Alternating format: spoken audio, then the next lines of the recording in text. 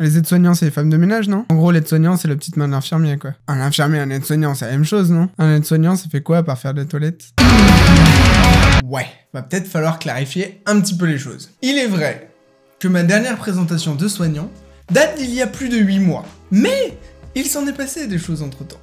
Et je n'ai pas eu le temps de me consacrer à d'autres présentations de métiers dans le monde du soin. Bon, du coup, aujourd'hui, je reprends mon format c'est quoi au juste pour vous présenter le métier d'aide-soignant et le métier d'auxiliaire de puériculture.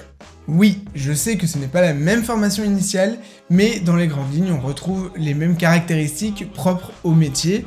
Et il y a des aides-soignants qui travaillent en pédiatrie. Et de toute façon, il y a aussi beaucoup d'auxiliaires qui ont la double casquette, donc qui sont à la fois aides-soignants et auxiliaires de puériculture. Je préfère traiter des deux métiers, qui restent deux métiers distincts, attention, je n'ai pas dit le contraire, plutôt que de faire une vidéo par métier, alors que finalement je me répéterai, parce qu'il y a beaucoup de points communs entre ces deux métiers.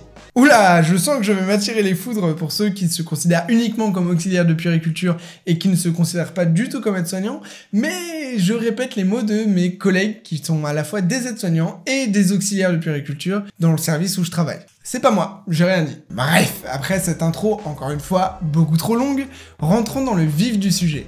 Un aide-soignant, c'est quoi au juste ?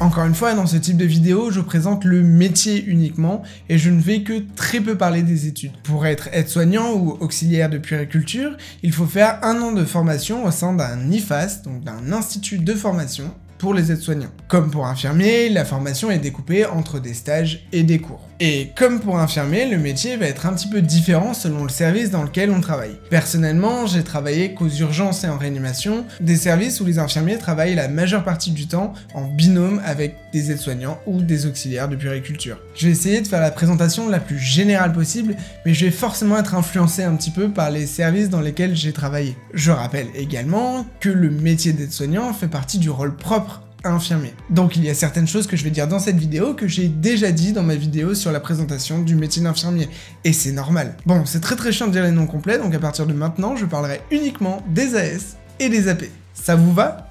Bon, en même temps, vous n'avez pas le choix, vous regardez la vidéo. Pour moi, le premier pilier du métier d'aide-soignant va être le relationnel. On dit que dans la chaîne de soins, c'est l'infirmier qui va être le plus proche des patients. Je suis pas vraiment d'accord avec ça parce que pour moi, les AS et les AP vont l'être encore plus que nous. Et ce relationnel va s'exprimer à travers tous les soins propres à ce corps de métier. Lors des toilettes, des changes, des aides apportées pour l'alimentation, des installations, bref, toutes les choses que font les AS et les AP pour soutenir le patient dans son quotidien. Parce que pour moi, étroitement relié au relationnel, on retrouve la notion d'accompagnement, qui va être le cœur du métier des aides-soignants et des AP.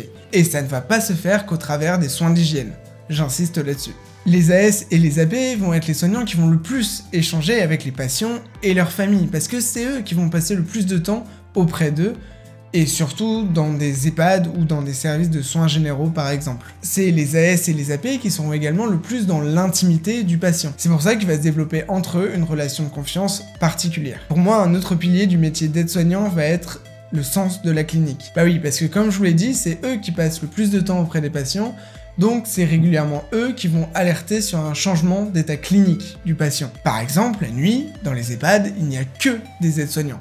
C'est donc eux qui vont juger s'ils ont besoin d'appeler ou non un médecin ou alors le SAMU directement. C'est pour ça que le champ de compétences des AS et des AP a été élargi au fil des années, avec par exemple la possibilité de prendre une glycémie ou la tension artérielle. Ce genre de choses qu'ils ne pouvaient pas faire avant, alors que c'est quelque chose qui semble tout à fait logique. Les AS et les AP jouent également un rôle primordial dans la logistique.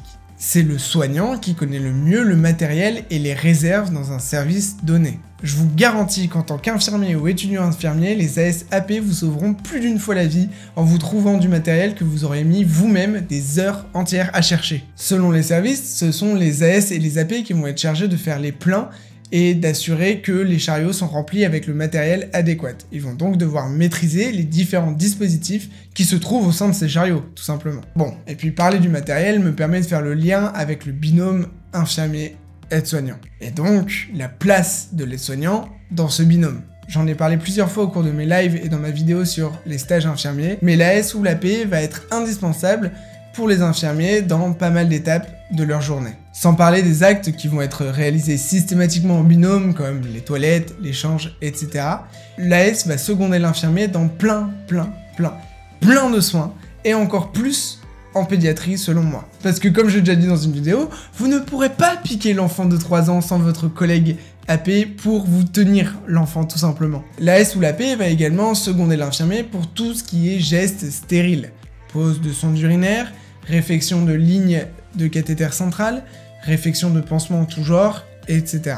Ils peuvent également apporter leur aide dans la préparation du matériel pour l'infirmier, comme par exemple une désinfection en cas de temps, où l'AS va préparer les compresses pendant que l'infirmier se met en stérile. C'est peut-être pas grand chose, mais ça fera gagner un temps précieux aux infirmiers. Les ASAP vont avoir un rôle essentiel dans les soins d'urgence. Encore une fois, leur capacité à alerter les autres soignants en cas d'altération de l'état général ou en participant à une réanimation, comme par exemple en réalisant des insufflations ou des compressions thoraciques. Encore une fois, le rôle logistique de l'AS va être primordial. En général, c'est eux qui vont aller chercher le matériel, par exemple pour poser un drain thoracique en cas de pneumothorax massif qui serait compressif et qui entraînerait un arrêt cardiaque. Dans beaucoup de services, et notamment dans les petits hôpitaux, il n'y a qu'un binôme aide-soignant-infirmier la nuit. Ils vont donc débuter les gestes d'urgence à deux, en binôme AS-infirmier, en attendant l'équipe de réanimation. L'AS doit connaître le chariot d'urgence par cœur, comme l'infirmier, pour pouvoir sortir le matériel adéquat. Les AS ou AP qui sont dans les services depuis plusieurs mois vont être des personnes ressources,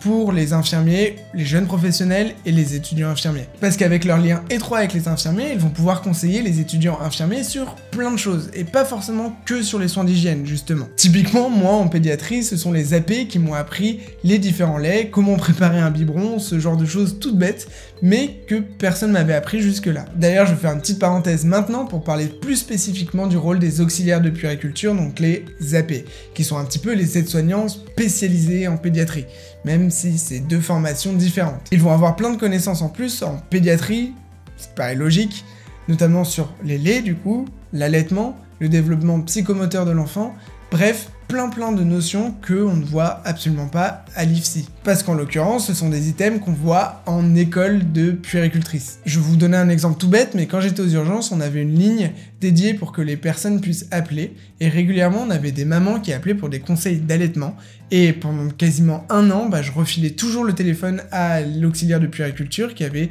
beaucoup plus de réponses que moi à apporter, et au fur et à mesure, elles m'ont formé entre guillemets, elles m'ont appris plein de choses, et j'ai été à l'aise. Mais c'est pas du tout des infirmières qui m'ont appris à donner des conseils pour l'allaitement, ce sont bien les auxiliaires de puériculture. Et parce que je ne savais pas dans quel pilier du métier le ranger, les aides-soignants vont également gérer pas mal d'administratifs, comme l'admission des patients en général. Ils vont participer à toutes les réunions pluridisciplinaires, les staffs, les transmissions. Ils vont avoir un rôle central dans le bio-nettoyage et le tri des déchets, des commandes des plateaux repas, des collations. Ils vont faire également un petit peu de brancardage. Bref, vous l'aurez compris, il existe de multiples facettes au métier d'AS ou d'AP.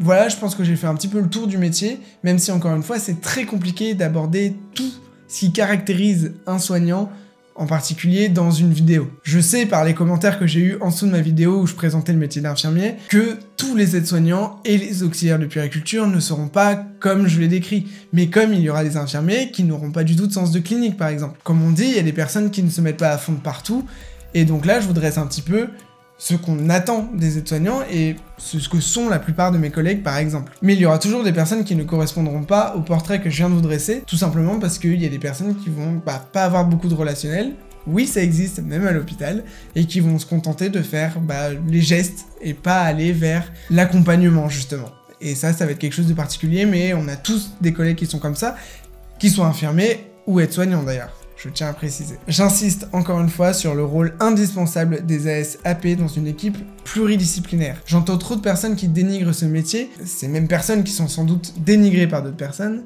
alors que très clairement, un hôpital ne pourrait pas tourner sans les AP et les AS. Voilà, je suis content de reprendre un petit peu les présentations des métiers de l'hôpital. J'aimerais beaucoup parler des manipulateurs radio dans la prochaine vidéo. Voilà, je vous spoil un petit peu. N'hésitez pas à commenter la vidéo si elle vous a plu, à la partager et à vous abonner si ce n'est pas déjà fait. Et moi je vous dis à la prochaine. Salut!